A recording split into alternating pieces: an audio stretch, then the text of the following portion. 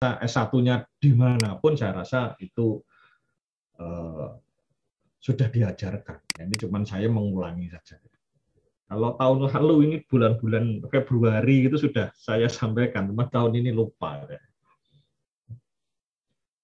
Kemudian yang kedua ini harus menjaga keamanan. Ya, laboratorium yang itu akan harus kita aman. Bicarakan. Ya, tidak boleh ada yang hilang. Ada yang laptopnya hilang, ada yang HP-nya hilang, padahal ditaruh di lab. Itu kan sesuatu yang memprihatinkan ya. Apalagi sekarang laboratorium kita, ya ini lantai 2, 3, 4, ya, itu laboratoriumnya semua sudah dilengkapi dengan kunci otomatis dan kamera.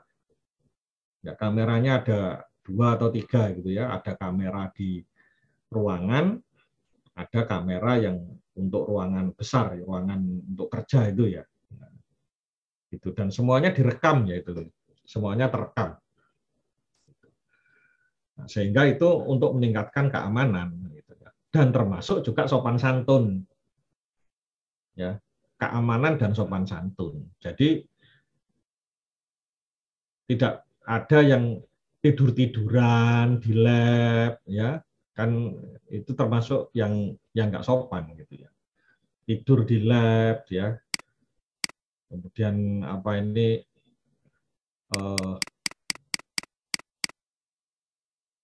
ada lab-lab itu yang sulit dipantau dari luar ya aktivitasnya. Itu kan juga kita pasangi kamera supaya sopan santunnya tetap terjaga, gitu ya.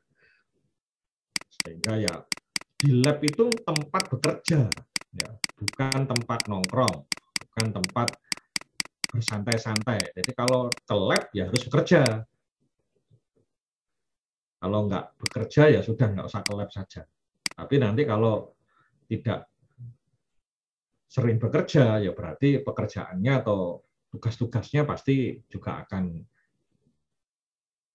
terbengkelai.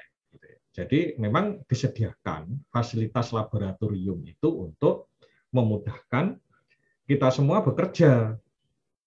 Ya, lab itu bukan untuk tempat nongkrong, bukan untuk tempat main game. Ya, internet di lab itu sudah kita upgrade ya, sudah kita perbarui. Ya, jadi wifi-nya ya sudah kita perbarui, ya kabel-kabelnya semua sudah kita perbarui, sehingga pekerjaan Anda bekerja di lab itu bisa lebih nyaman karena internetnya berlangsung dengan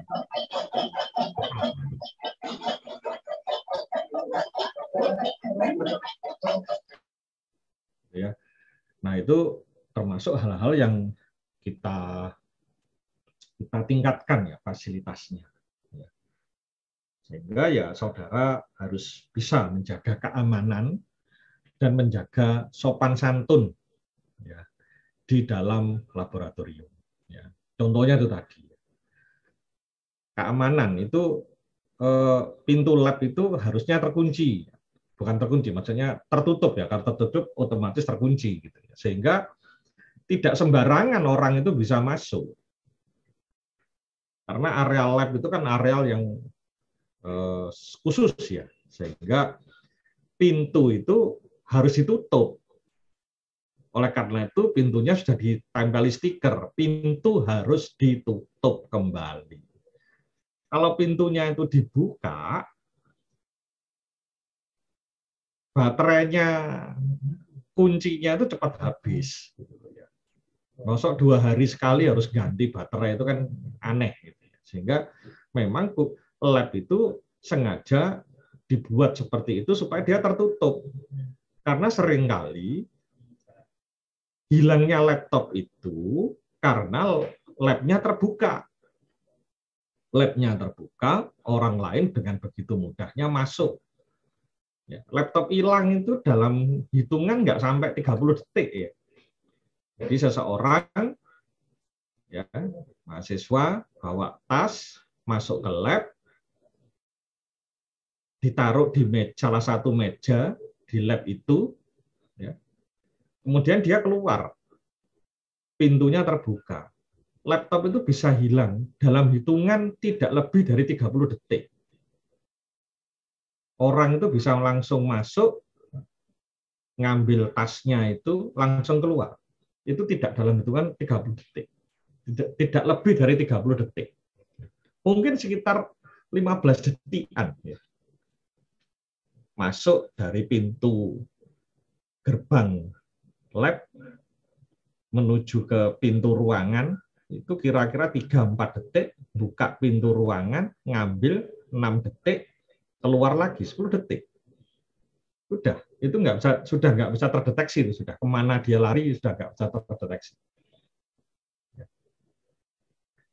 Sehingga mohon kiranya pintu itu harus ditutup. Nggak ada alasan sumuk, nggak ada. Nggak ada alasan sumuk, nggak ada alasan gerah. Pintu harus ditutup, ya, ditutup, ya, supaya lab itu juga sopan santunnya terjaga, maka akan ada kamera, itu ya, ada kamera di situ, supaya sopan santunnya tetap terjaga, supaya tidak ada tindak asusila. Ya, karena sudah terjadi di ITS ini tindakan asusila di laboratorium. Apalagi di kampus lain itu sudah banyak laporan. Ya. Cuman buktinya sulit karena tidak ada rekamannya. Kalau di sini kita pantau terus, ya 24 jam, 7 hari seminggu kita pantau terus, ya, supaya sopan santunnya terjaga. Gitu ya. Kemudian yang keempat itu adalah menjaga kebersihan. Mohon kiranya kebersihan laboratorium itu dapat dijaga oleh semua anggota laboratorium, ya dosennya, ya kepala labnya, ya laborannya, ya mahasiswanya. Harus dijaga kebersihannya sendiri-sendiri, ya nyapu sendiri, ya sulak-sulak sendiri, ya bersih-bersih sawang sendiri. Ya.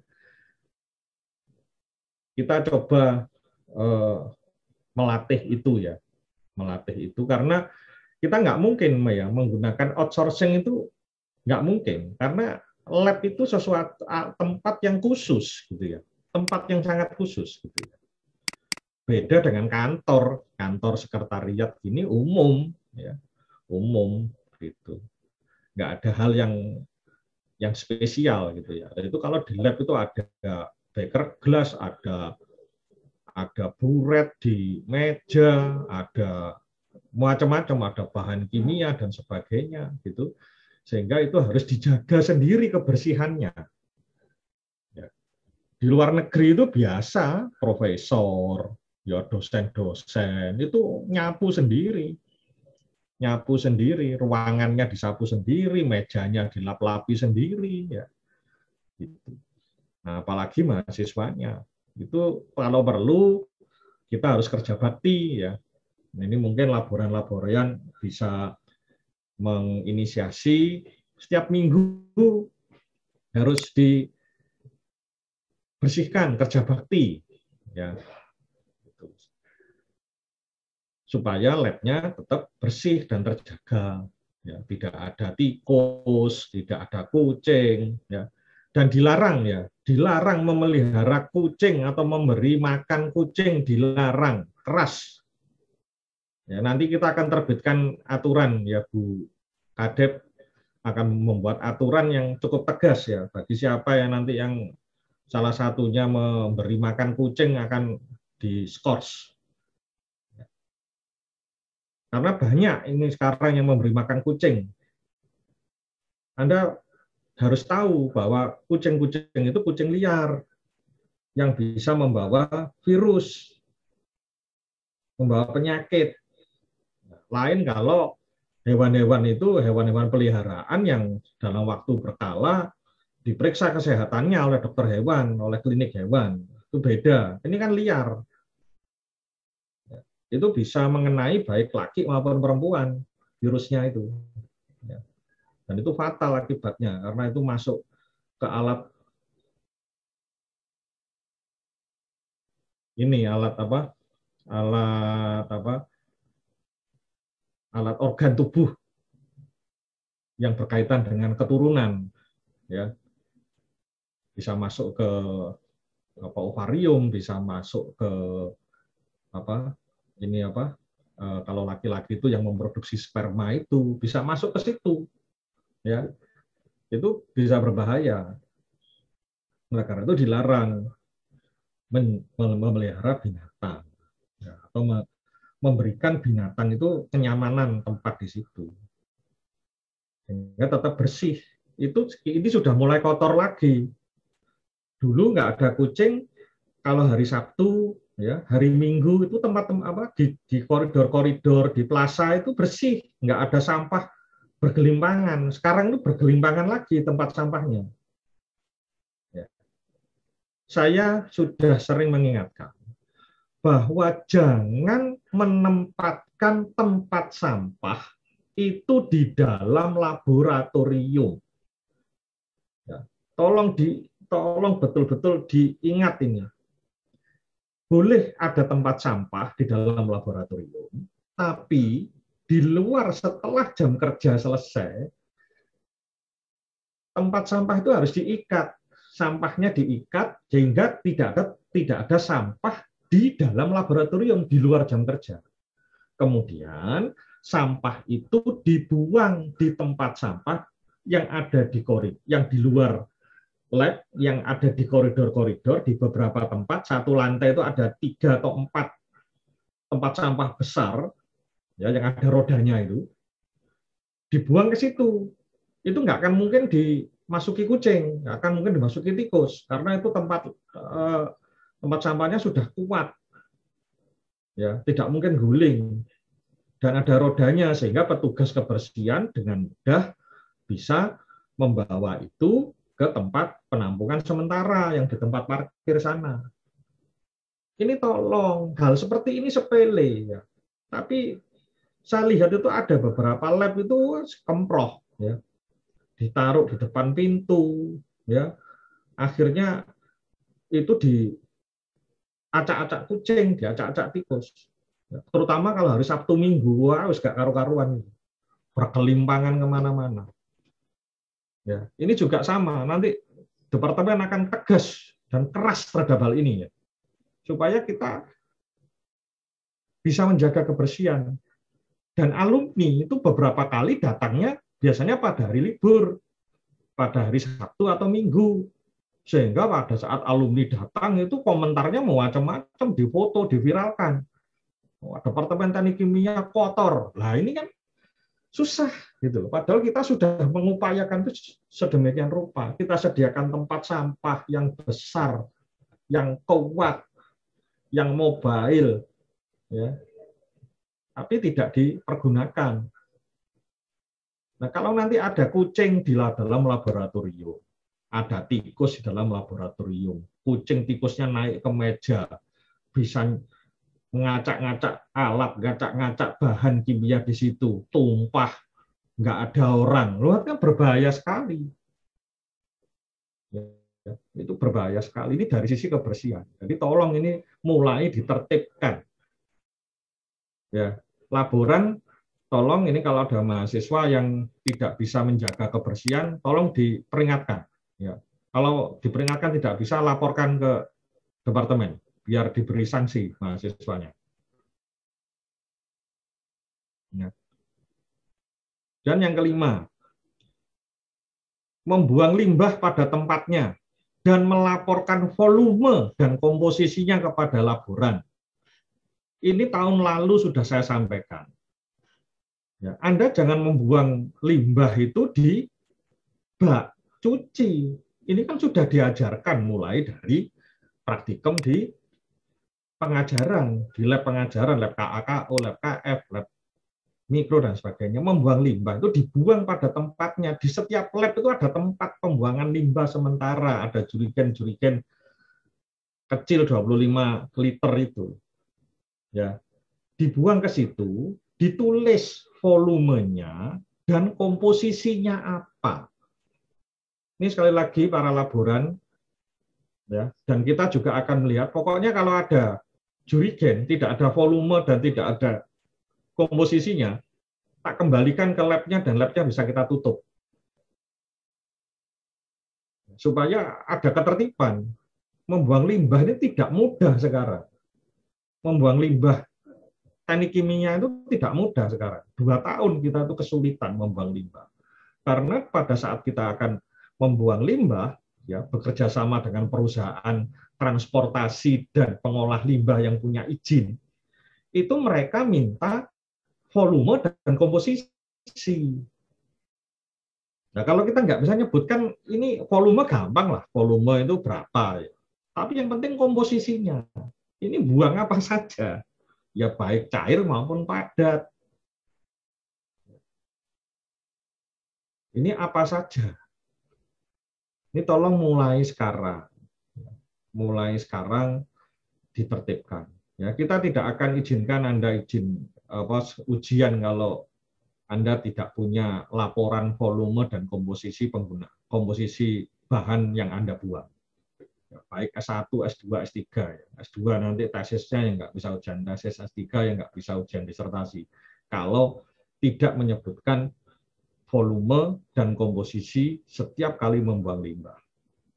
Aneh kalau Anda bisa menghasilkan paper dengan berbagai bahan kimia, tapi Anda tidak bisa menuliskan volume dan komposisi bahan kimia tersebut yang tentunya Anda buang.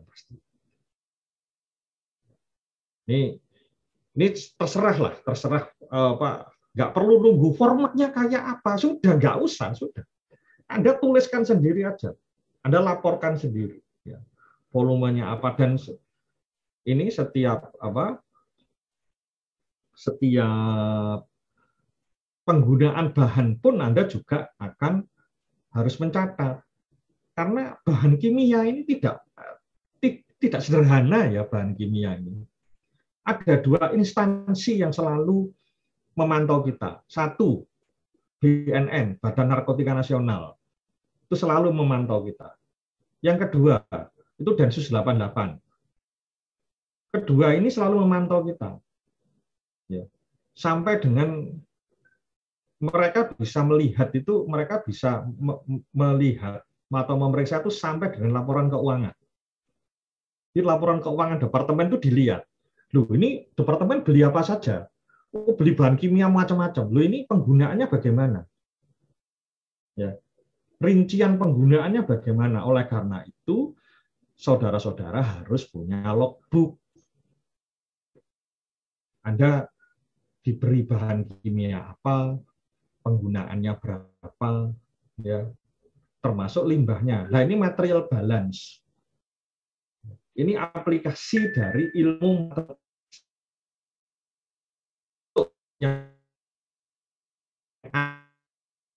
volumenya berapa, apa saja. Nah, tentunya limbahnya pasti ya sama. Kalau habis, kalau tidak habis ya pasti ada sisanya. Lah, Anda gunakan volume dan komposisi itu bagaimana?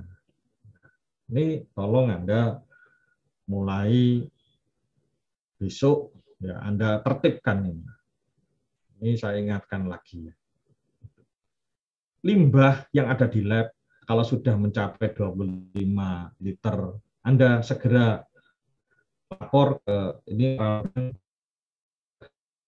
menempatkan limbah tersebut di tempat limbah sementara yang di belakangnya bekas fotokopi itu ya. Sementara masih kita taruh di situ, kita lagi mengurus ini, kita sedang mengurus perizinan untuk membuang limbah. Ya. Dan yang keenam, ini yang barusan saja terjadi.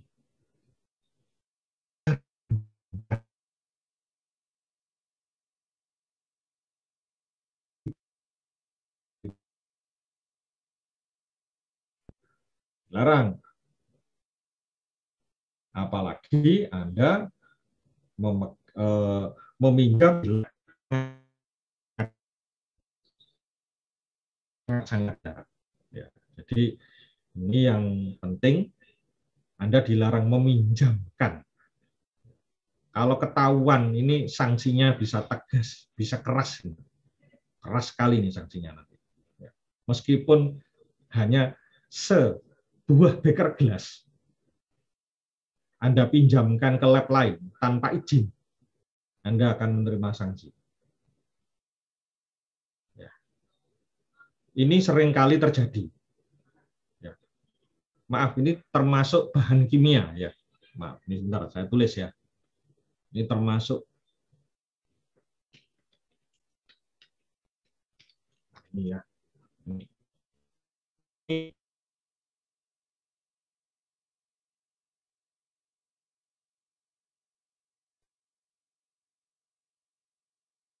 di lab mixing. Alat itu pindah di lab lain. Ya. Pindah di lab lain. Saya telusuri ternyata alat itu diberikan oleh mahasiswa lab mixing ke mahasiswa lab lain. Karena mahasiswa lab lain itu memerlukan. Itu fatal ya. Jangan sampai terjadi. Ya. Meminjam alat laboratorium dan bahan kimia tanpa izin tertulis dari kepala laboratorium. Ini yang kemarin terjadi. Kita harus bersyukur bahwa kemarin itu tidak ada korban jiwa. Harus bersyukur gitu. Ini sekarang kita harus tertibkan lagi.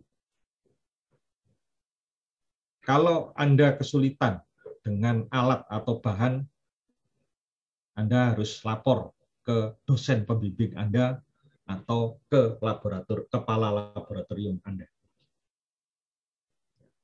Dan Anda harus bersabar kalau memang perlu meminjam ke lab lain.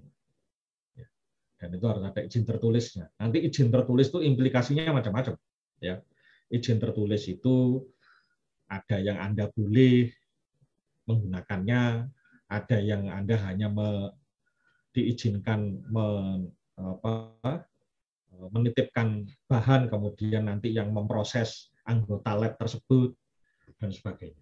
Ya. Tapi sekali lagi, ini harus ada izin tertulis dari kepala laboratorium.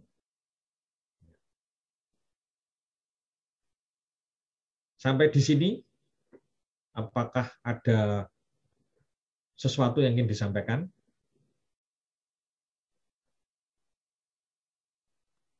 Selamat siang, Pak Tan. Ya, Bang Farid.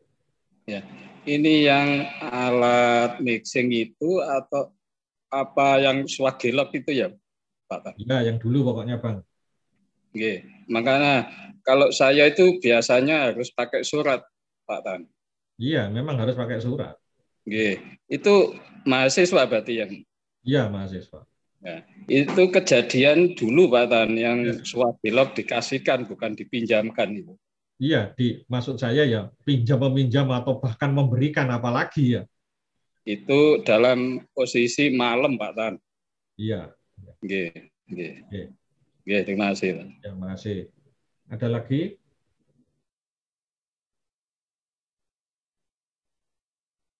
Baik, kalau nggak ada saya lanjutkan. Ya. Yang ketujuh adalah dilarang meminjam atau menggunakan bahan ya fasilitas laboratorium pengajaran. Ya.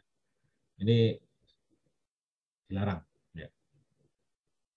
Laboratorium pengajaran punya fungsi tersendiri, ya, punya fungsi tersendiri.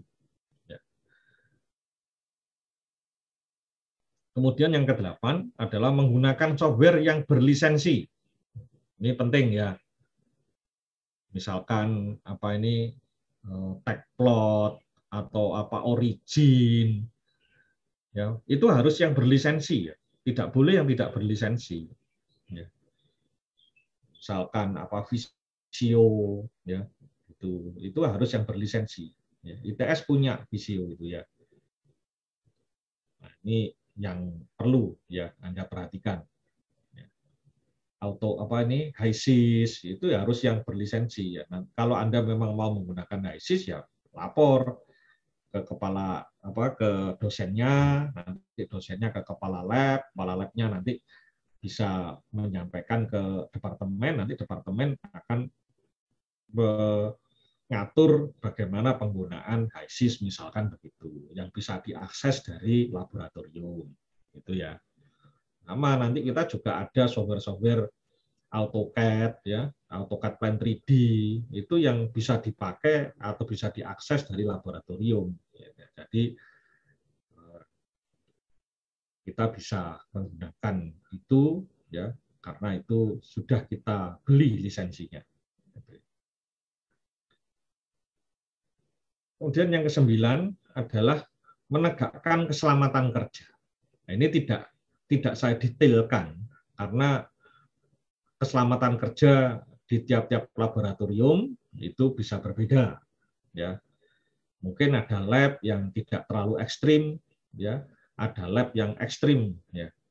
Beroperasi pada suhu tinggi, pada tekanan tinggi. Nah, ini Anda harus memperhatikan ya, keselamatan kerja. Ini yang tadi akan diberikan oleh tim keselamatan kerja departemen.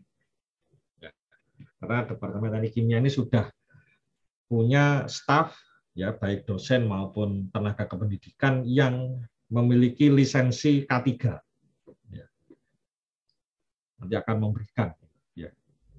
Sebagai contoh, ya yang bertekanan tinggi, ya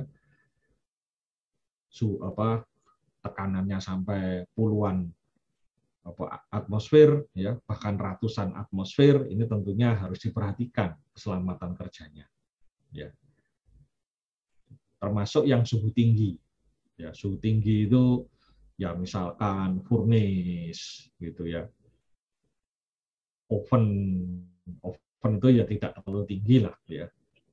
Oven, furnace ya, kemudian apa yang menggunakan suhu tinggi ya. Baik yang suhu tinggi tersebut berasal dari api ya, berasal dari api atau berasal dari listrik. Nah, ini ada alat itu yang menggunakan sumber energi panasnya dari listrik. Nah, itu wattnya besar. Wattnya besar. Nah, ternyata kabel yang digunakan itu untuk 2.200 watt. Kabel biasa itu ya, kabel putih-putih ya, kabel putih itu biasanya stop kontak itu ya, cop-copan itu biasanya maksimum 2.200. Kalau Anda lihat biasanya tertulis 100 sampai 240 volt 10 ampere. Nah, itu kan berarti maksimum kira-kira 2.400 watt. Nah, alatnya itu 10.000 watt. Nah, itu kabelnya bisa meleleh. Ya, sudah pernah terjadi. Ya syukurlah ada orang yang tahu kalau kabelnya itu mulai meleleh. Sehingga akhirnya bisa di stop ya alat itu. Ini juga makanya saudara-saudara sebagai seorang engineer itu ya tidak hanya chemical engineer tapi elektrik, mechanical itu ya juga harus tahu. Sivil juga harus tahu lah. Dasar-dasar itu harus tahu. Ya. Supaya ya tidak terjadi hal yang demikian. Untuk keselamatan kerja ini nanti akan didetailkan ya oleh tim. Nah, dan saudara-saudara juga sudah harus aware, ya sudah harus mulai sadar tentang keselamatan kerja ini. Nah, Anda kan diajari, kan ada kuliahnya atau ini ya, ya kan? Keselamatan pabrik kimia, apa? Ya, kan ada kuliahnya ini ya. Nah, apalagi itu sudah ada kuliah sebenarnya ini ada semua sebenarnya, cuman kita kurang aware dalam melaksanakan. Oh ya, mumpung saya ingat ya, maaf, berkaitan dengan keamanan ya. Kita ini kan sekarang banyak memakai masker, ya. Sehingga seringkali kita itu tidak mengenali orang itu anggota lab saya atau bukan, orang teknik kimia atau orang lain, itu kita banyak yang tidak aware ya. karena ya semuanya pada pakai masker gitu, sehingga tidak begitu jelas gitu ya. Nah ini tolong diperhatikan ya, tolong Anda harus waspada. Kalau ada orang masuk ke lab, ini bukan anggota lab saya, itu harus ditanya. Seringkali kan saya itu kalau keliling-keliling ke lab gitu ya, keliling-keliling masuk ke lab itu mesti saya tanya, Anda siapa? Anda anggota lab ini atau bukan? Karena pasti saya nggak hafal kan, pasti saya nggak hafal. Itu mesti saya tanya, Anda anggota lab sini atau bukan? Ya. Ternyata ada yang bukan gitu, ada yang bukan tapi kok duduk anteng di situ, ini siapa gitu ya, ini siapa? Semua orang yang aktif di lingkungan ITS itu harus eligible. Ya. Satu yang eligible, dosen, itu dosen ITS ya jelas eligible. Mahasiswa ITS itu eligible. Eligible itu berhak, ya, berhak. Tenaga kependidikan ITS itu berhak aktif di lingkungan ITS. Oleh karena itu ada namanya tamu. Nah, tamu itu siapa? Tamu itu orang lain. Orang yang bukan civitas akademika ITS. Itu kita harus waspada juga. Alumni itu juga bukan. Alumni itu tidak eligible aktif di ITS. Kecuali ada event tertentu yang itu memang sudah diizinkan event itu untuk mengundang alumni. Ya memang kita harus sadari, kampus kita ini masih belum seketat ya instansi-instansi lain. Kalau Anda yang pernah kerja praktek, yang sudah pernah kerja praktek, masuk pabrik itu kan, wah, izinnya nggak mudah gitu ya. Masuk pabrik itu kan nggak mudah. Harus lapor ke satpam dulu, naruh KTP, ya, apalagi kalau melakukan aktivitas, itu ketat sekali, ya, ketat sekali. Memang harusnya begitu. Ya, nah, kampus kita ini kan sementara masih belum seperti itu. Perlahan-lahan kita mau mengarah ke arah sana. Ya sebagai contoh, kampus kita ini sekarang menggunakan portal, ya, yang menggunakan kartu, ya, atau menggunakan karcis, ya, sehingga semua bisa terpantau. Itu baru ini 2 tahun ini baru berjalan. Ya. Nah ini juga termasuk di dalam keamanan. Ya. Sementara ini orang keluar masuk kampus kita ini dengan mudah, ada anak-anak kecil main, ada pemulung ngambil barang, ngambil barang-barang di tempat sampah, segala macam. Ini kita harus waspada. Ya. Nggak apa-apa, kita menanyain orang yang kira-kira kita tidak kenal dia, itu boleh. Anda kan punya KTM kan? Eligible. Nanti Anda bisa saja, Bapak siapa? Kalau dia bukan dosen, bukan tendik, bukan mahasiswa, ya perlu dicurigai gitu loh. Oh, saya sales kok hari Sabtu. Nggak ada Pak, kantornya tutup. Nah, itu bisa Anda sampaikan. Ya. Nah, itu di tiap-tiap lab itu kan ada telepon, itu ada nomor telepon SKK, ya kan? Anda bisa telepon itu ke SKK. Pak, saya melihat ada orang mencurigakan di teknik kimia, di lantai 3. Saya tanyai, bukan dosen, bukan mahasiswa, bukan tenaga kependidikan. Nah, ini orang lain, ngakunya sales, tapi kok hari Sabtu, gitu kan? Nah, itu Anda bisa laporkan. Itu termasuk menjaga keamanan dan keselamatan. Ya. Karena kalau orang jahat, itu nggak mungkin dia nggak bawa senjata. Pada umumnya orang jahat yang punya niat jahat, itu pasti bawa senjata. Dan dia bisa nekat.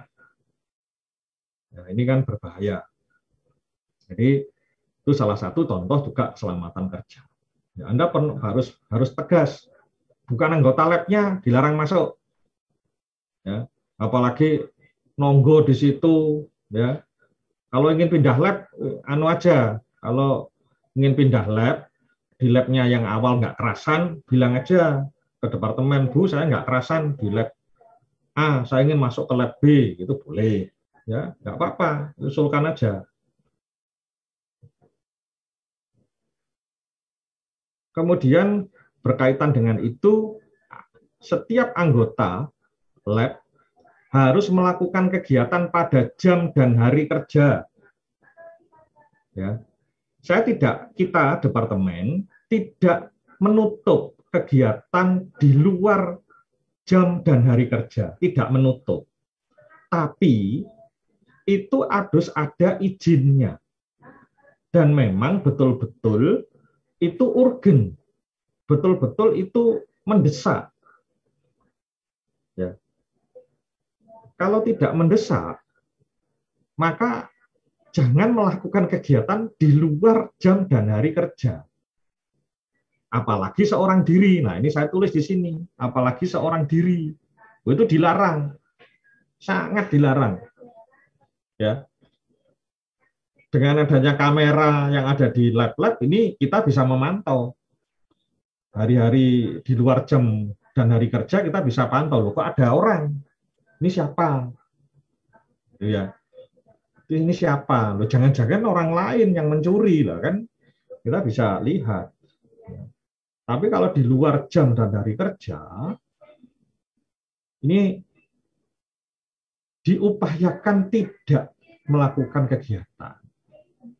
Ini sama berkaitan dengan keamanan, sopan santun, dan keselamatan.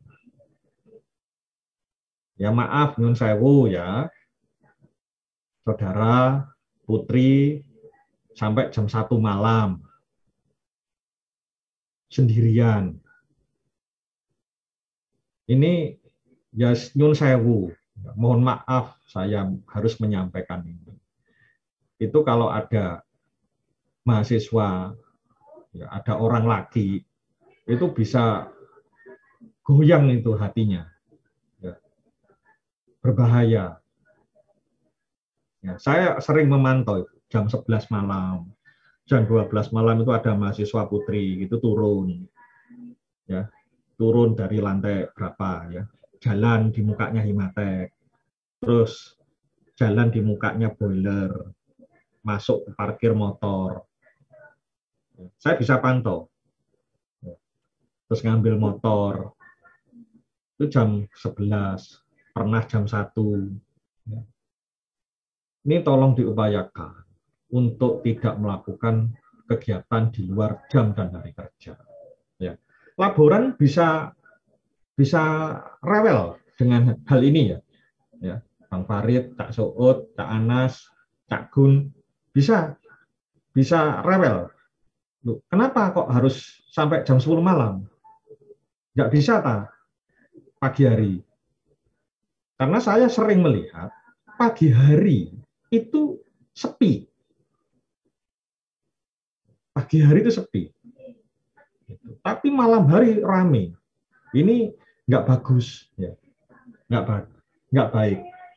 Dari sisi fokus itu sudah beda antara pagi dan malam. Ya. Dari sisi keamanan juga demikian. Itu juga beda. Ya. Jadi ini juga latihan mengatur, ya, latihan manajemen, ya, S1, S2, S3 untuk mengatur supaya kegiatan itu ada pada jam dan hari kerja. Ini sering kali saya itu menyampaikan ini. Ya, di lab saya sendiri ya, itu sering kali saya menyampaikan ini pada jam dan hari kerja. Ya. Dan mulai sekarang kita tidak segan-segan untuk mengusir saudara kalau Anda di luar jam dan hari kerja, aktivitas di laboratoriumnya tidak jelas. Ada di lab tapi tidak jelas. Ya, kalau bisa dikerjakan di rumah, dikerjakan di rumah saja. Atau di tempat tinggal saudara. Ya. Nggak usah di lab. Ya, biarkan lab itu aktif mulai jam kerja. Ya, jam kerja 7:30. Ya, 7:30 mulai segar si pagi. Nanti jam 4 selesai. gitu ya.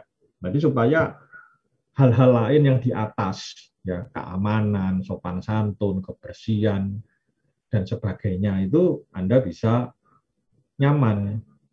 Jadi kalau pada jam hari kerja Anda mau buang limbah, Anda bisa tanya ke laborannya, Bang Farid ini dibuang kemana ya? Tuh, kan enak kalau pada jam dan hari kerja. Nah, kalau di luar jam hari kerja, ya sulit kan? Gitu ya. Termasuk kalau ada misalkan ada apa kerannya bocor, pada di luar jam hari kerja repot sudah. Siapa yang nangani? Ya. Apalagi kalau bekerjanya seorang diri, waduh, ini bahaya sekali. Kalau ada apa-apa nggak ada yang nolong. Waktu saya mahasiswa, ya, itu saya pernah diusir sama seorang dosen karena saya bekerja seorang diri. Dilarang bekerja seorang diri. Anda kan punya partner. Partnernya mana? Partnernya les, Pak. Gitu. Oh ya, kalau les ya kamu tunggu. Kamu nggak boleh kerja sendiri. Langsung saya diusir saat itu juga. Saudara lebih baik keluar dari lab ini. Gitu. Ya diusir-usir tenang. Gitu ya. Diusir-usir sungguhan. Nggak boleh bekerja seorang diri. Dan ternyata itu benar. Ternyata itu benar. Itu termasuk prosedur keselamatan dan keamanan. Ya. Berbahaya bekerja seorang diri. Dan itulah salah satu filosofi kenapa di teknik kimia itu ada kelompok. Ya. Jadi paling tidak ada dua orang, yang satu kerja, yang satu mengamati. Ya. Supaya kalau ada apa-apa, yang satu bisa nolong. Tidak dua-duanya bermasalah. Gitu ya. Jadi satu kerja, satu kecuali kalau dalam aktivitas pada jam hari kerja banyak orang, nah itu tidak apa-apa dua-duanya kerja. Tapi di waktu-waktu ekstra Anda minta kerja di luar jam dan hari kerja, itu harus diperhatikan bahwa kalau cuma berdua, satu orang kerja, yang satu mengamati, bukan yang satu tidur atau mengamati. Kalau yang satu terjadi apa-apa, ada kebocoran gas atau terjadi kecelakaan, yang satu bisa nolong atau yang satu bisa lapor, ya mencari pertolongan dari pihak lain. Ini perlu ya diperhatikan. Yang nomor 12 adalah yang nomor 11. Kalau Anda di luar jam dan hari kerja, Anda harus punya izin tertulis dari kepala laboratorium. Bahwa saya memang harus mengerjakan itu di luar jam dan hari kerja, atau saya ditugasi untuk melakukannya pada di luar jam dan hari kerja. Kita ya harus mulai membiasakan diri untuk secara tertulis ya. Karena kalau tidak kita nggak ada buktinya. Jadi kita perlulah hanya secari kertas, yang penting ada izinnya. Gitu ya.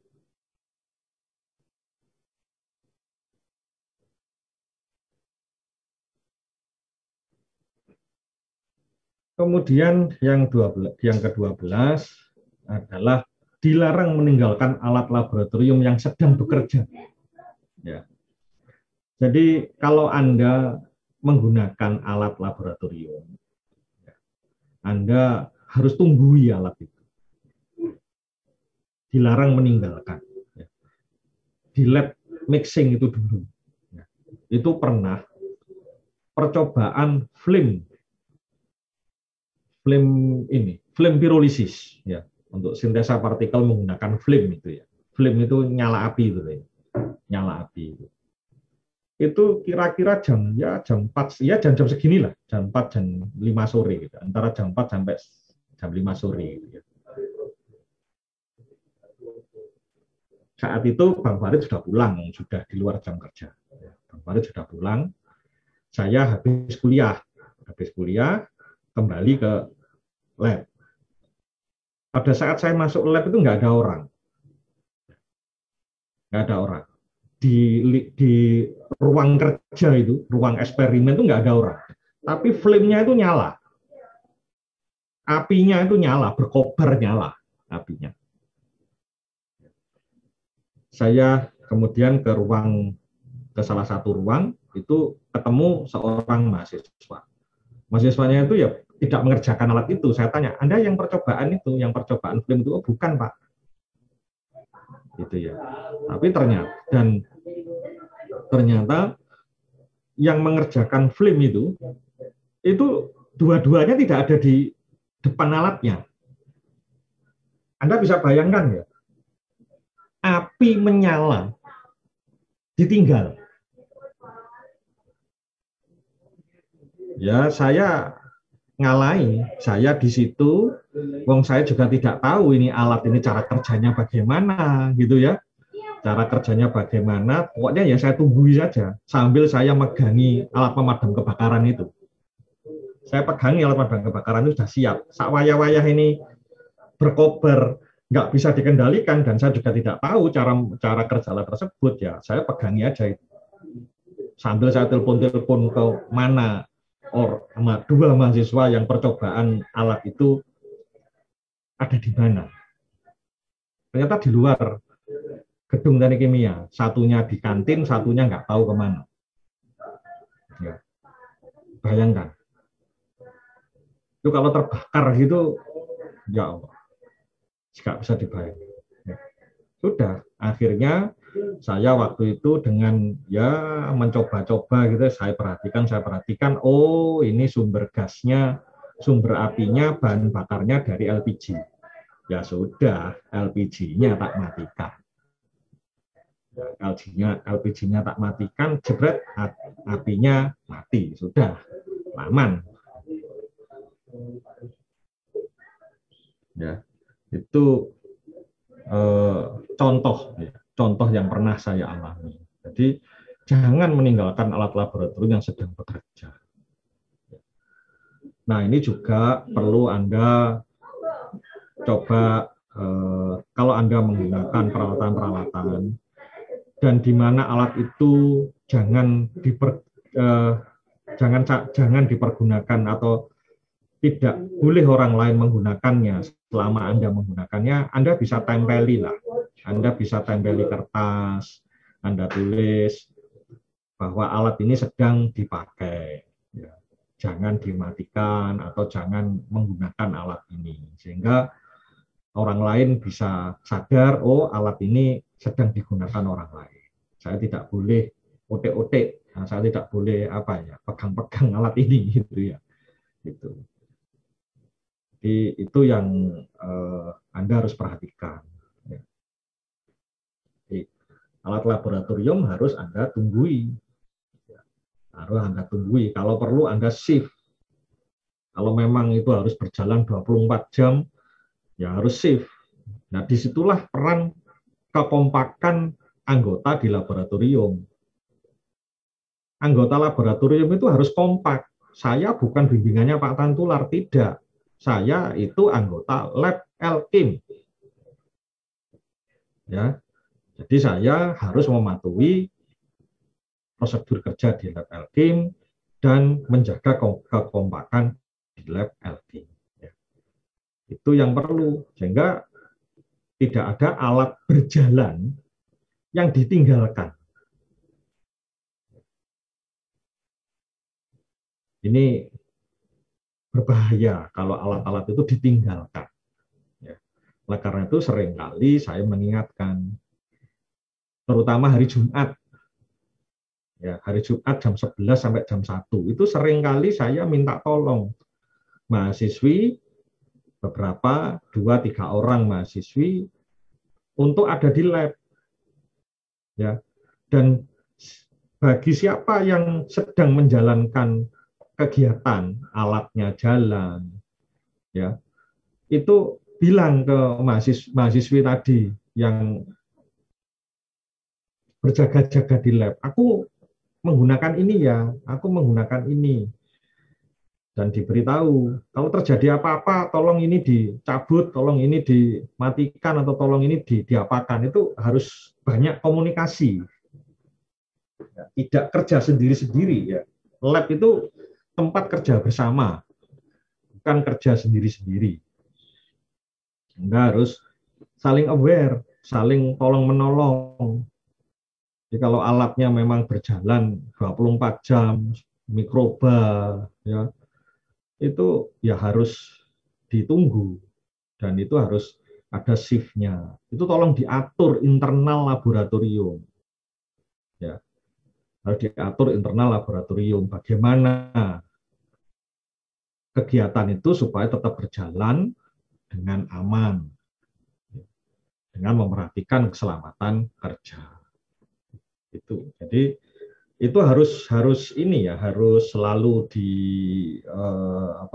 harus selalu disadari. Harus selalu disadari. Yang ke-13 ini tadi sudah ya.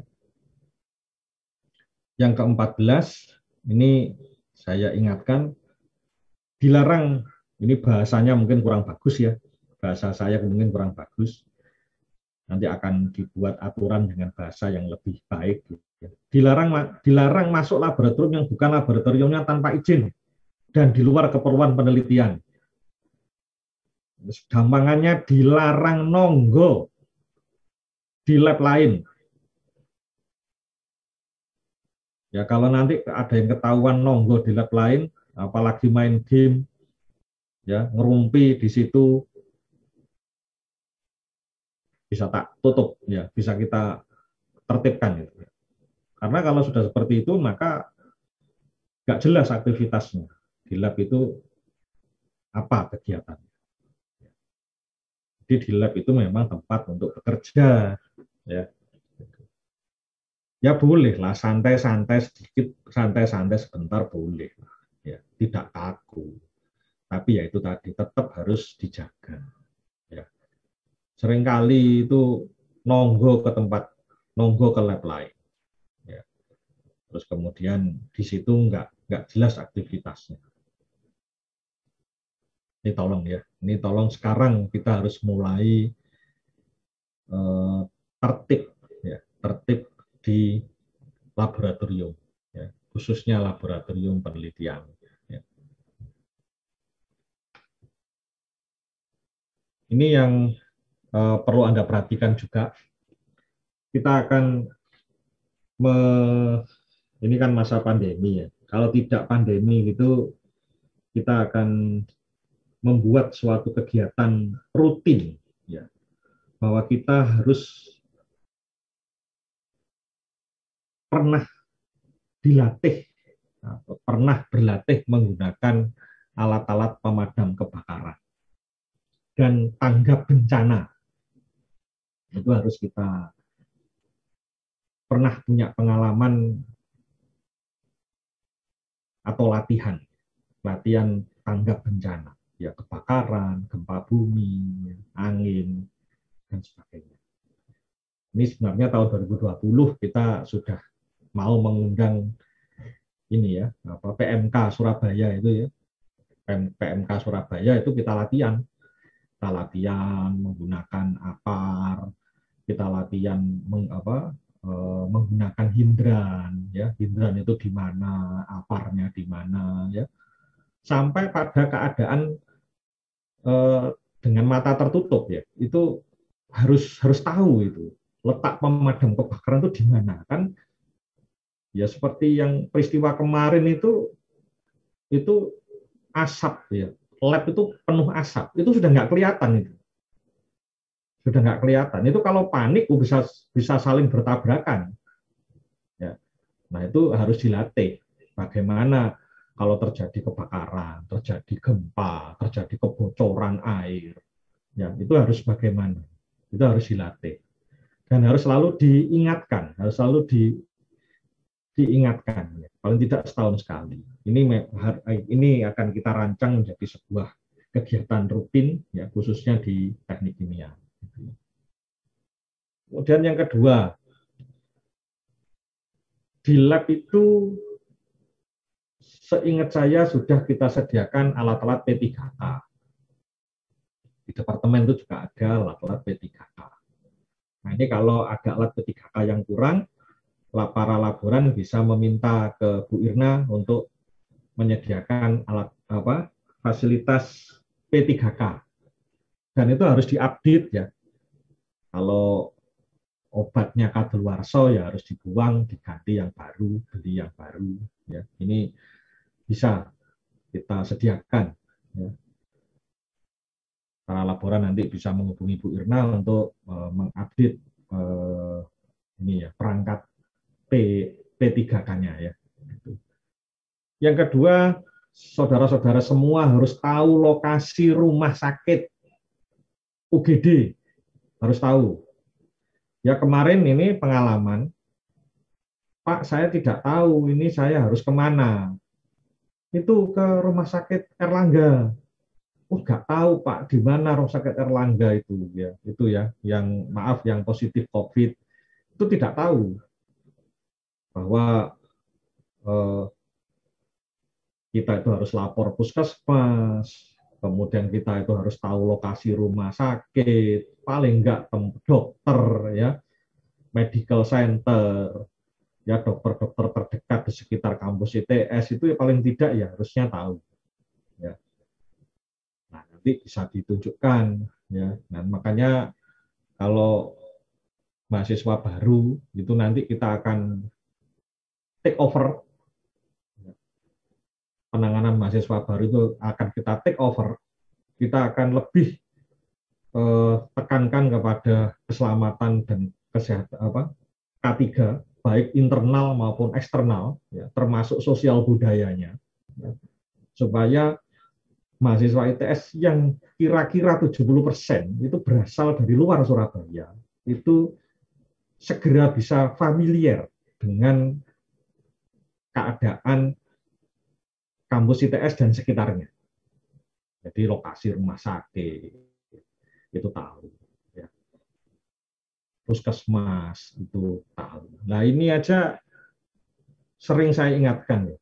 Contoh ini ya, vaksin ketiga atau booster itu banyak ada di Surabaya, banyak ada di Grand City, ada di Puskesmas Keputih, ada di mana Galaxy Mall, macam-macam, banyak tempat-tempat ya, ada di Polda, ada di UNER, Kapanari, itu ternyata banyak nggak dimanfaatkan oleh mahasiswa ITS, gitu ya. Khususnya teknik kimia yang saya tahu ya. Banyak yang sudah memenuhi syarat. Nah itu tidak dimanfaatkan. Nah, itu termasuk awareness, gitu ya. Jadi termasuk kesadaran. Dan saya lihat di lokasi-lokasi booster itu contohnya ya, itu sepi, tidak ramai. Ya, disediakan 1.500 itu sepi, tidak antri. Kan sudah bisa pakai aplikasi kan. Biasanya mereka ada Instagram, biasanya diumumkan di Instagram, dan kita bisa daftar di situ. Ya, itu contoh ya, itu contoh aware. Ya, contoh aware. Ya. Nah ini tolong yang terakhir, ini tolong Anda perhatikan bahan kimia berbahaya, ya, operasi suhu tinggi dan operasi tekanan tinggi. Seharusnya untuk yang beroperasi pada tekanan tinggi, ini yang saya tahu, itu harus lapor Depnaker, ya, harus lapor Departemen Tenaga Kerja. Di mana di dalam Departemen Tenaga Kerja itu ada unit K3. Jadi penggunaan itu harus diinspeksi, ya.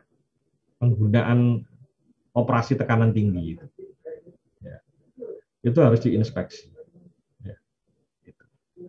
Ini tolong perhatikan betul 3 hal yang terakhir, bahan kimia berbahaya, ya, suhu tinggi dan tekanan tinggi. Baik, itu semua sudah saya sampaikan. Silahkan barangkali ada yang ingin disampaikan. Mohon izin Bapak, saya mau. Ya, silakan, Anda. Iya, Pak.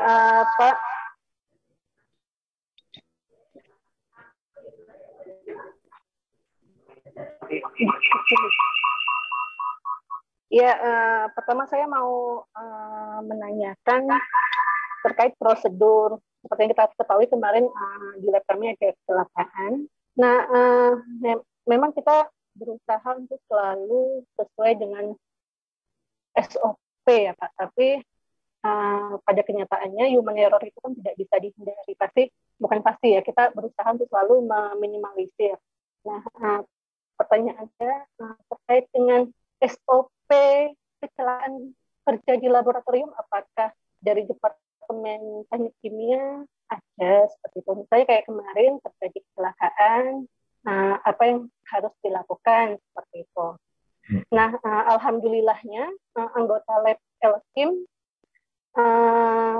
saya nggak tahu apa mereka pernah belajar K3 atau apa, tapi yang paling saya sangat ini sekali bahwasanya ada dari anggota kami yang bisa menggunakan APAR, yang saya yakin itu sangat menolong pada kecelakaan kemarin. Itu yang first solve-nya dari situ. Akan tetapi yang saya bingungkan kemarin itu ketika terjadi kecelakaan, bantuan itu maksudnya seperti ada korban, prosedurnya harus seperti apa ya Pak ya? Misalnya saya ternyata ketika saya membawa korban ke medical center, ternyata jam operasionalnya sudah tutup seperti itu. Ya. Nah, pertanyaan pertama saya, apakah adakah SOP kecelakaan terjadi lab di departemen, kemudian bagaimananya harusnya ada sosialisasi seperti itu. Kedua, terkait penggunaan alat yang tidak boleh 24 jam. Di lab Elkim, kami ada menggunakan salah satu alat yaitu freeze dryer, di mana proses kerjanya itu memang dia 24 jam. Nah, 24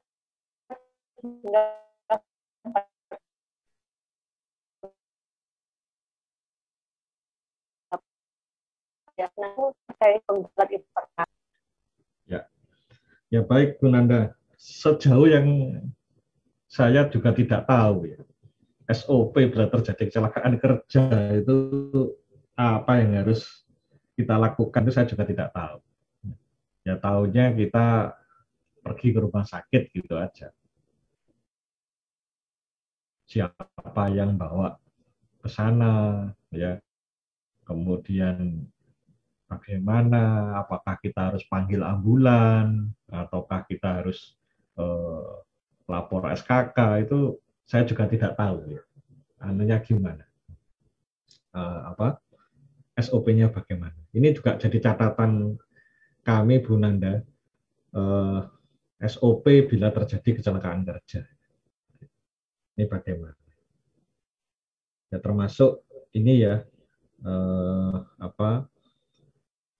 kalau bekerja lebih di luar jam kerja itu seperti apa?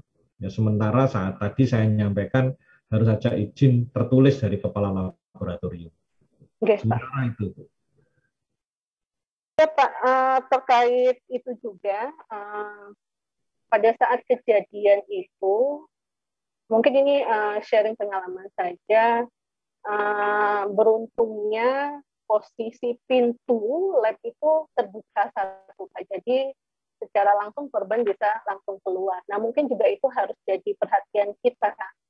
Mungkin kalau untuk lab semacam model kerja di teknik kimia ini, untuk model pintu close atau tertutup, apalagi ini daun pintunya 2, itu kayaknya sangat high risk gitu loh Pak.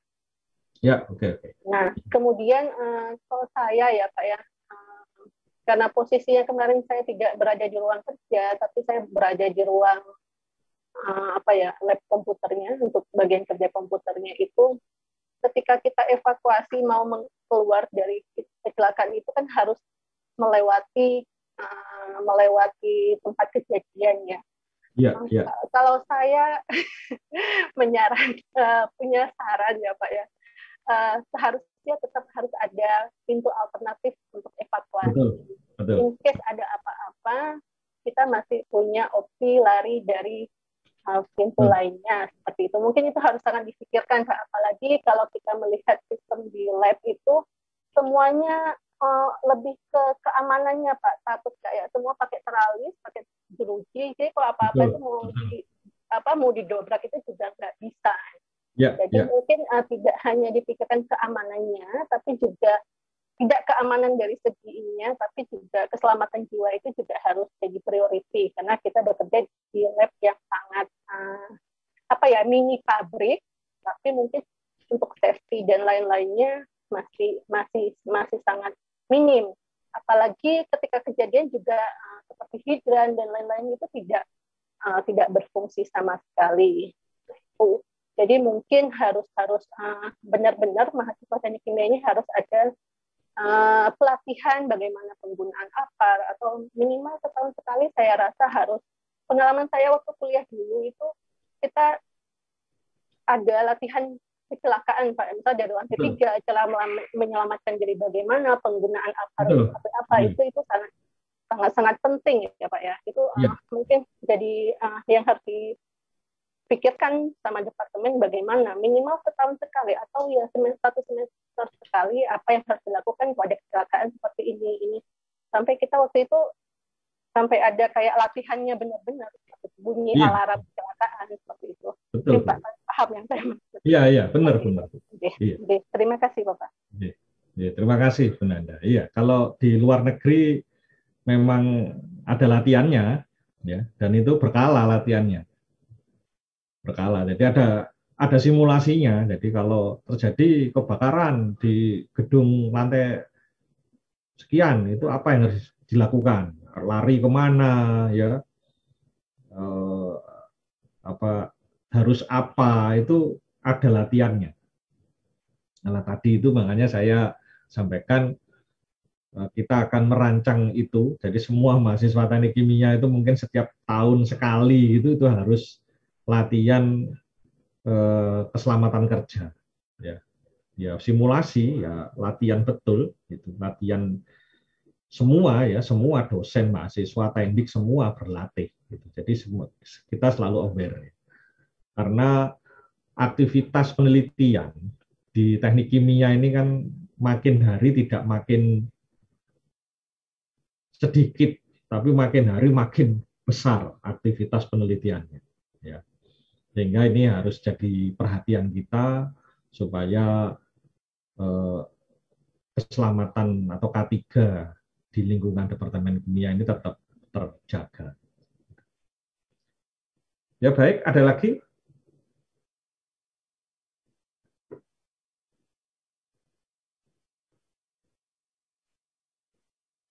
Barangkali Bu Widi ada yang ingin disampaikan, Pak Kusdianto mungkin? Ya Pak, cukup Pak. Baik, kalau sudah tidak ada yang ingin disampaikan, mungkin ini bisa kita akhiri. Baik, Bu Widi, ini bisa kita akhiri ya? Iya, monggo Pak. Baik, terima kasih atas perhatiannya. Saya berharap ya kita semua, ya, termasuk diri saya juga selalu